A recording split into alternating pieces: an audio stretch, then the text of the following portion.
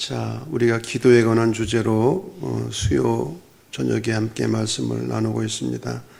누가복음 11장을 보면 예수님께서 간절히 기도하시는 모습을 보고 제자들이 예수님에게 요청을 했잖아요. 세례 요한이 제자들에게 가르쳐 준 것처럼 우리에게도 기도를 가르쳐 주십시오. 기도를 요청을 했습니다. 그래서 주님이 가르쳐 주신 기도가 바로 이 주의 기도라고 그랬습니다. 우리가 기도를 말하기 전에 기도가 뭐냐, 기도의 정의를 몇 가지 우리가 말씀을 나눴습니다. 첫째, 기도가 뭐라고 그랬죠? 기도는 영혼의 호흡이다. 호흡은 해도 되고 안 해도 되는 것이 아니라 하지 않으면 죽는 것이다. 기도는 그만큼 중요한 것이다. 또 두 번째로 기도가 뭐냐? 기도는 영혼의 대화다. 대화에서 중요한 것은 주고받는 것이에요. 기도에 그 4단계가 있는데 4단계. 내가 말하고 하나님이 들으시는 단계. 우리는 대부분 여기에 머물러 있죠. 내가 말하고 하나님이 들으시는. 두 번째, 하나님이 말씀하시고 내가 듣는 단계. 하나님이 말씀하셔요.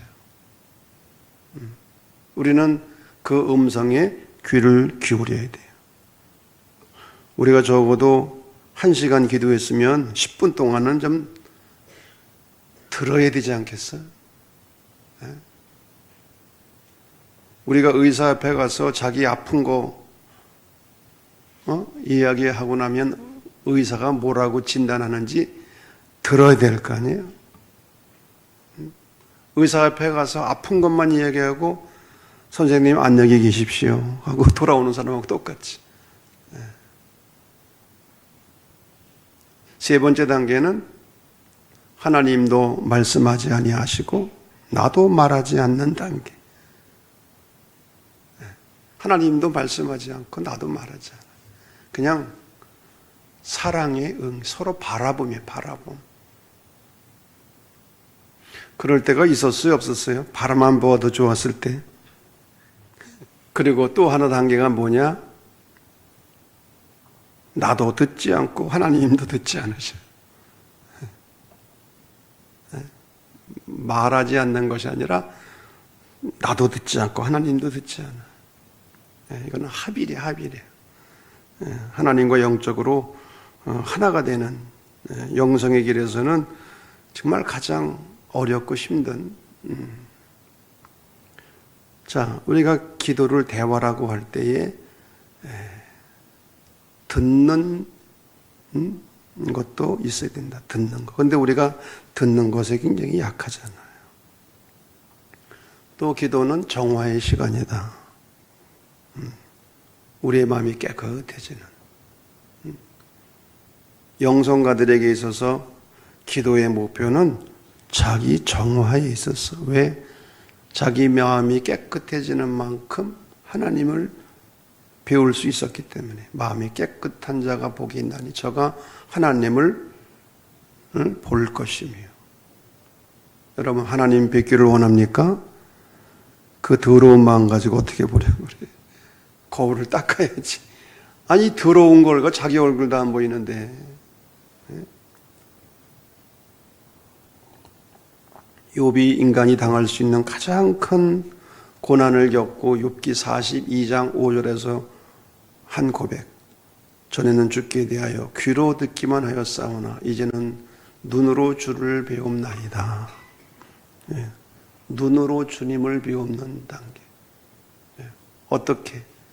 욥은 고난을 통해서 정화가 이루어진 거예요.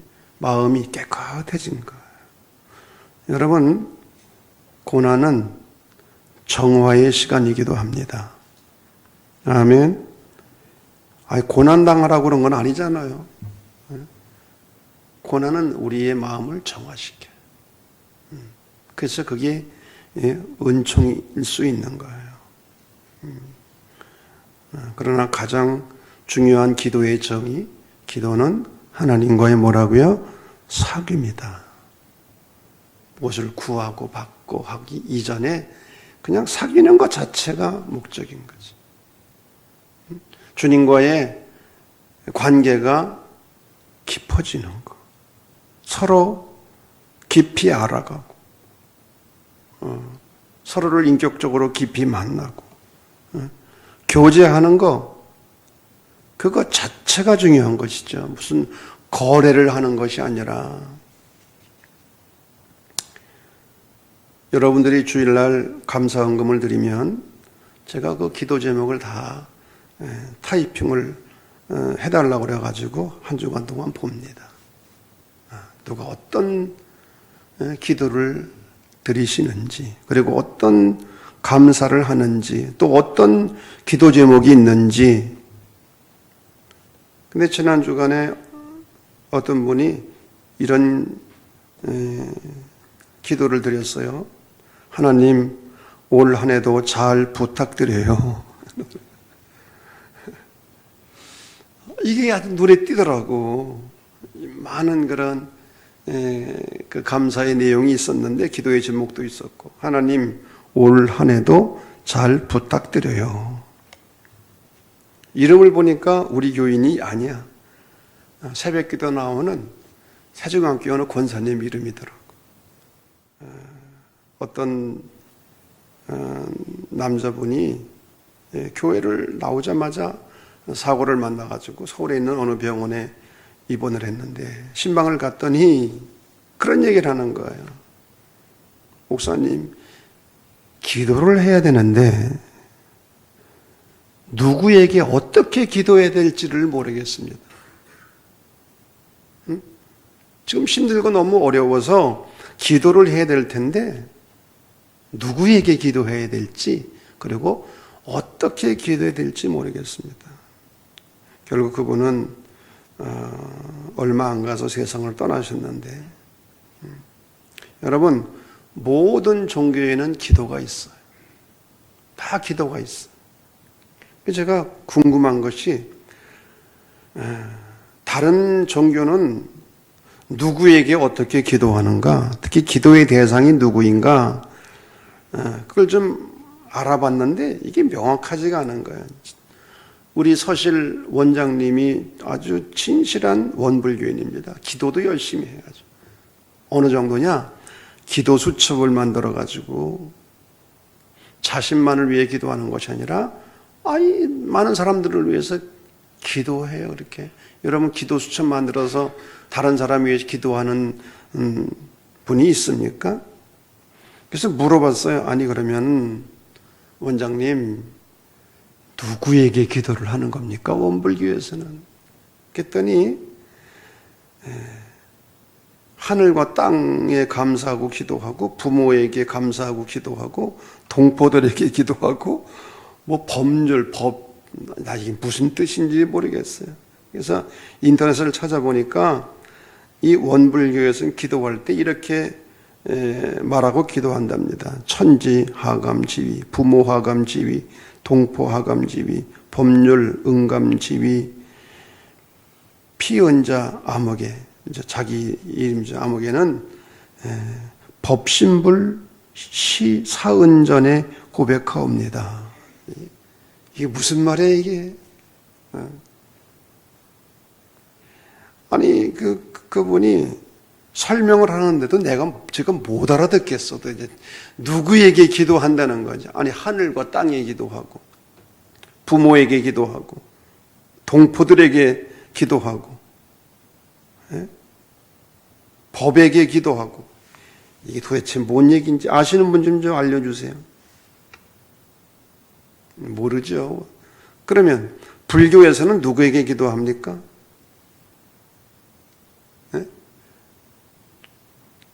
우리 신동화 집사님이 좀 얘기 좀 해줘야 될 것 같아.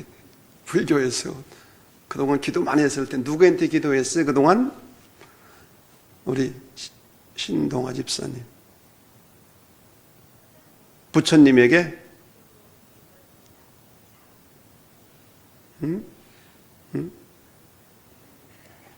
뭔지 못 알아듣겠어. 그러면 나무아미탑을 관세음보살, 이게 무슨 뜻이에요? 나무아미탑을 관세음보살, 기도할 때 그렇게 하잖아요. 몰라 인터넷에서 찾아보니까 이렇게 되어 있더라고요. 아미타불과 관세음보살에게 돌아가자. 보살은 가장 이상적인 인간상이다. 근데 이 보살의 종류가 여럿이 있다는 거예요. 관세음도 있고 미륵, 문수, 지장보살. 맞아요? 다 잊어버렸어요? 도대체 기도의 대상이 명확하지가 않은 거야. 그리고 많아. 여러 가지야, 여러 가지. 잘 모르지만은. 근데 여러분, 우리는 분명하잖아요. 우리의 기도의 대상이 누굽니까? 하늘에 계신 우리 아버지. 예수님이 가르쳐 주신 대로 하늘에 계신 우리 아버지. 얼마나 명확합니까? 그래서 주기도문은 우리로 하여금 하늘을 쳐다보게 한다. 땅만 바라보고 살던 우리들에게 하늘을 바라보게 하는 기도가 주기도문이다. 병아리가 물 한 모금 먹고 하늘 한번 쳐다보고 하듯이 우리도 적어도 땅을 50% 바라보면 하늘을 50%는 위를 바라봐야 되지 않느냐. 그런 말씀을 지난 시간에 나눈 것 같습니다. 자, 그러면 하늘에 계신이라고 할 때 이 하늘이 어디입니까? 옛날에는 땅이 있고 하늘이 있고 그리고 또 이 지하 세계가 있다고 그런 우주관을 가지고 있었잖아요. 근데 요즘은 하늘 개념을 이게 어디가 하늘인지 어디를 하늘이라고 말해야 되는지 여러분 지구가 둥글잖아요. 그리고 우주가 얼마나 광활합니까? 여기서 말하는 하늘은 어떤 공간이나 장소의 개념이 아니라고 하는 공간이나 장소의 개념을 말하자면은 어디가 하늘인지 사실은 정의를 내릴 수가 없는 거예요.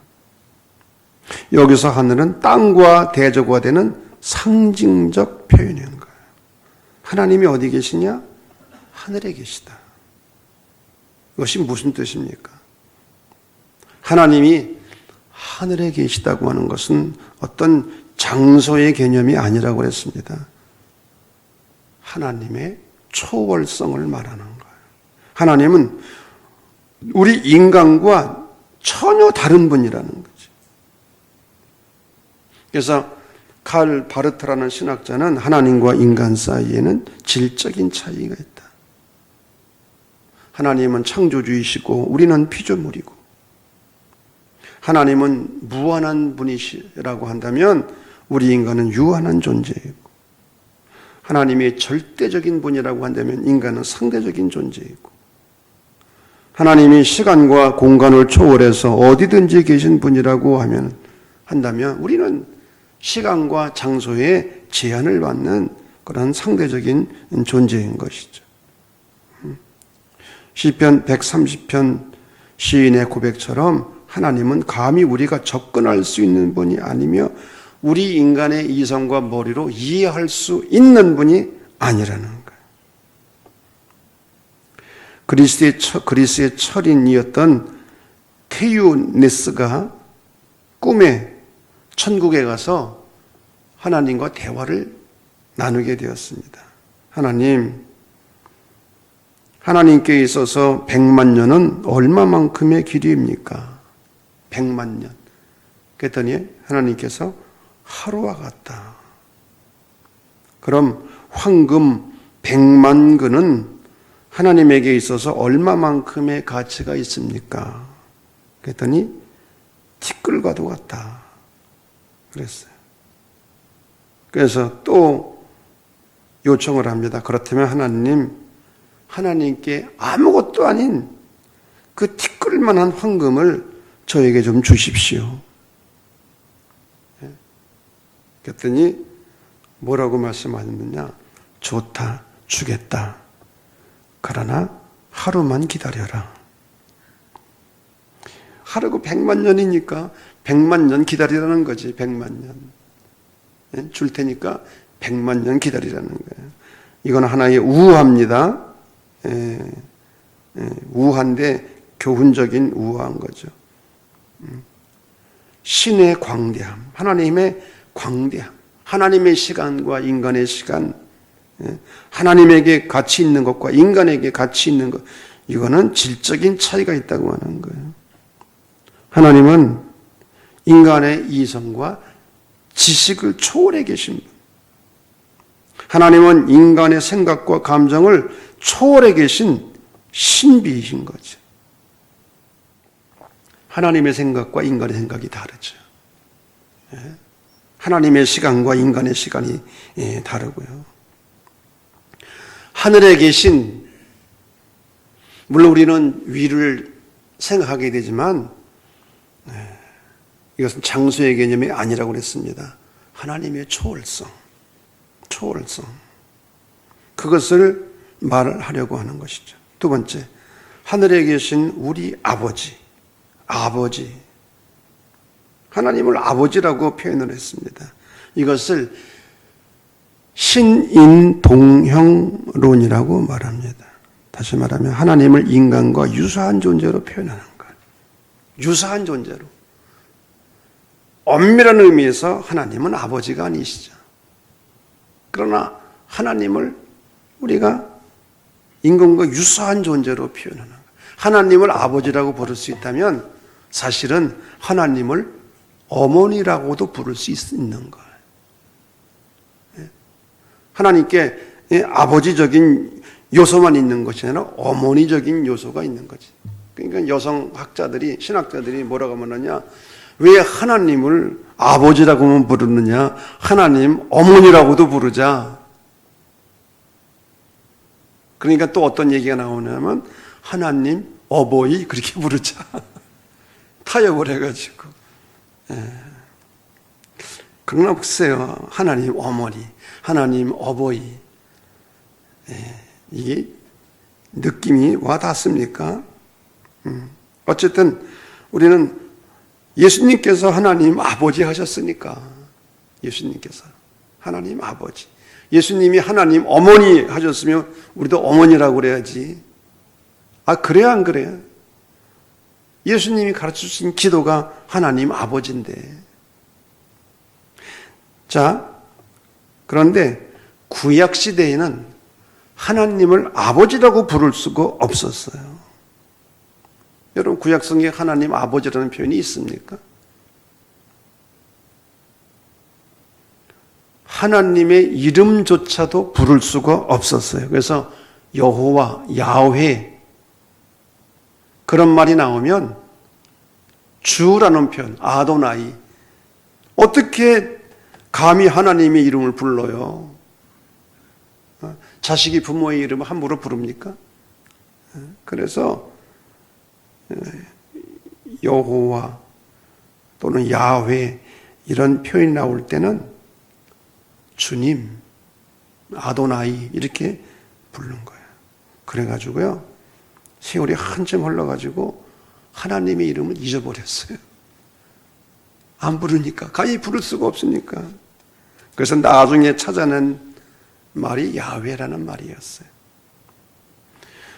성경을 필사하다가도 하나님, 엘로힘이지, 엘로힘 또는 야훼 이런 표현이 나오면은 붓을 새 붓으로 써야만 했어요. 감히 어떻게 하나님 이름을 흔 붓으로 쓰던 붓으로 써요. 그만큼 하나님은 두려움의 대상이었어요. 두려움의 대상이에요. 그런데 예수님께서는 아버지라는 말을 사용하신 거예요. 특별히 예수님께서 사용하신 이 기도는 아람어로 하셨습니다. 아람어. 근데 아람어에서 아버지라고 하는 이 말이 어떤 말이냐? 아빠예요, 아빠. A-B-B-A. 아빠. 그래서 사도 바울이 로마서 8장 15절에서 하나님께 우리가 아버지라고 그렇게 표현되어 있어요. 하나님께 아버지라고 기도한다는 표현을 썼거든요. 아버지. 이게 바로 아람어로 아빠라는 그런 뜻입니다. 이 아버지. 이 아빠라는 말은 어린아이가 사용하는 말 아닙니까? 예수님께서는 어린아이가 아빠를 부르듯이 하나님을 아버지라고 부르며 기도하신 거예요. 기도는 마치 어린아이가 신뢰감과 친밀감을 가지고 아빠를 부르는 것처럼 어린아이와 같은 모습으로 하나님께 기도해야 함을 가르쳐 주신 것이죠. 하나님은 오늘도 우리가 아빠 하면서 달려들기를 원하시는 거죠. 아멘입니까? 어린아이가 아빠에게 안기듯이, 품에 안기듯이 하나님을 아버지라고 표현한 것은 하늘에 계신, 이것은 하나님의 초월성을 말하는 거지만 하나님 아버지, 우리와 가장 가까이 계신 분. 그래서 하늘이 하나님의 초월성을 강조하는 말이라면 아버지는 하나님의 내재성, 우리와 가장 가까이 계신 분. 종교개혁자 마틴 루터가 이렇게 말했습니다. 우리가 하나님에 대하여 생각할 수 있는 최상의 이름은 아버지다. 아버지다. 또 존 칼빈은 이렇게 말했습니다.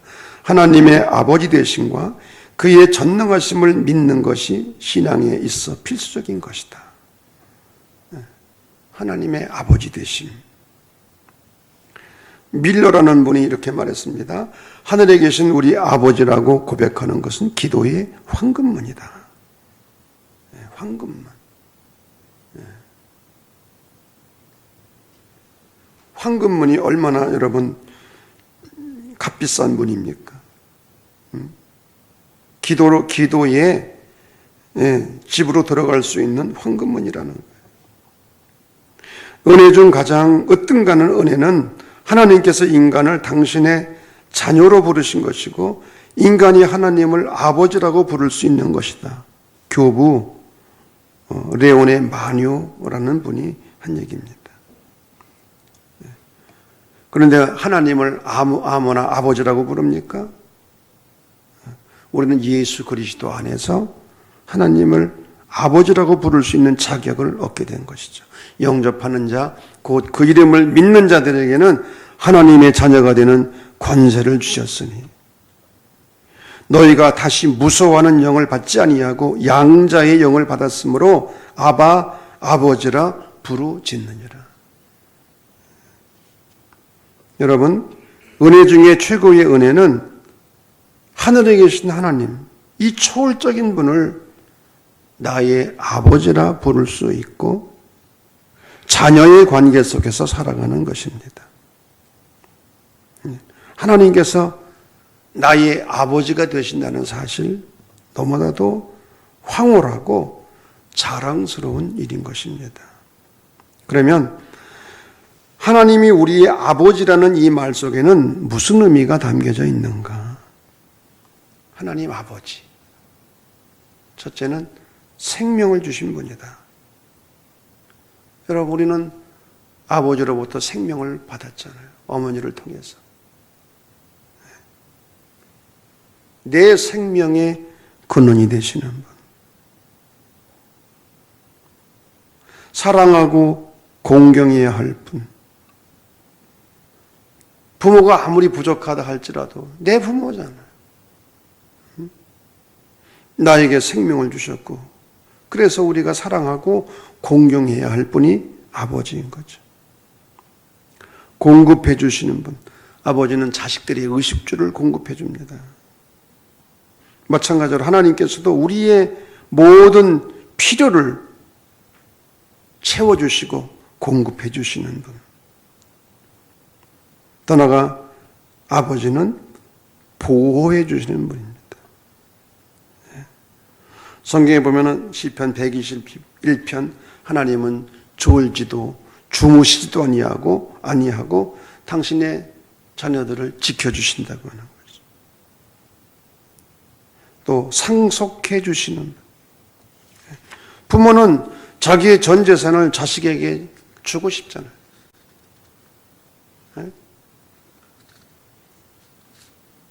아까워하지 아니고 다 주고 싶어요.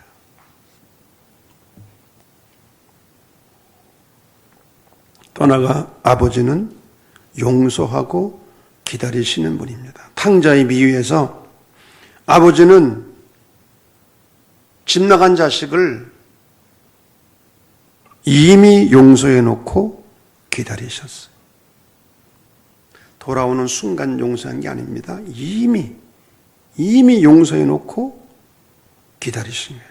그래서 자식이 돌아올 때 한눈에 알아본 거죠. 거지의 모습을 하고에도 불구하고 왜? 기다렸으니까. 자식이 돌아오기를 눈 빠지게 기다렸으니까. 초라한 모습으로 돌아왔지만 한눈에 알아본 거예요. 기다리시는 아버지. 그러나 이미 용서해 놓고 기다리시는 아버지. 자식의 잘못을 징계하시는 분. 아버지는 징계합니다. 아버지는 견책하고 벌하시고 잘못을 꾸짖고. 그래서 어렸을 때 아버지가 무서우면 어디로 도망갔어요? 엄마 치마 속으로 도망갔잖아요. 치마 속으로. 그러나 또 아버지는 축복의 근원인 거죠.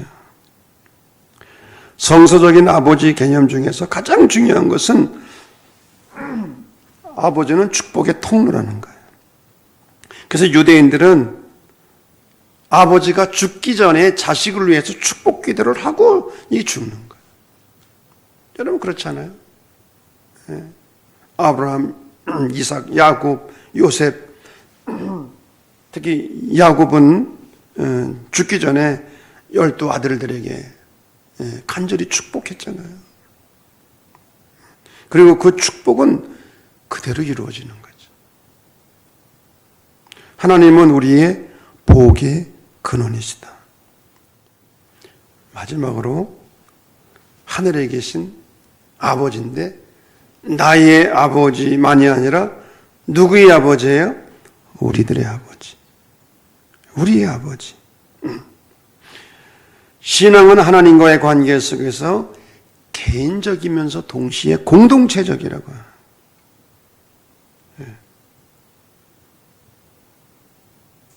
교회는 여러분 공동체입니다. 개인이 아닙니다. 순례하는 하나님 나라 백성들의 공동체예요. 그리스도인들은 우리라고 하는 이 공동체 의식을 가지고 신앙생활을 해야 진정한 신앙생활이 될 수 있는 거예요.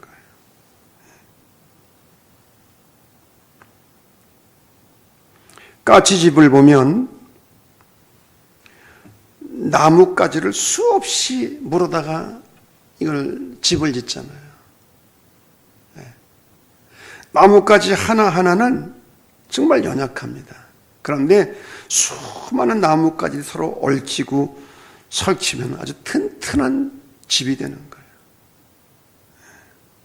이게 공동체의 힘인 것이죠. 하나하나는 약하지만 함께 어우러질 때 놀라운 힘을 발하게 되는 것입니다. 그리스도인이 누구냐? 하나님을 아버지라 부를 수 있는 사람들. 교회가 뭐냐? 하나님을 아버지라고 부르는 사람들의 공동체죠. 하나님을 아버지라 부르는 사람들의 공동체. 창조주 하나님을 향하여 아버지라고 부르며 기도할 수 있는 것은 성도들에게 주어진 특권입니다. 염치 없이 구해도 들어주시는 아버지. 왜? 우리들의 아버지니까. 나의 아버지니까. 하늘에 계신 우리 아버지. 여러분, 이 한마디만 바르게 할 수 있어도 그 사람은 좋은 그리스도인이 될 수 있습니다. 아멘. 하늘에 계신 아버지, 우리 아버지.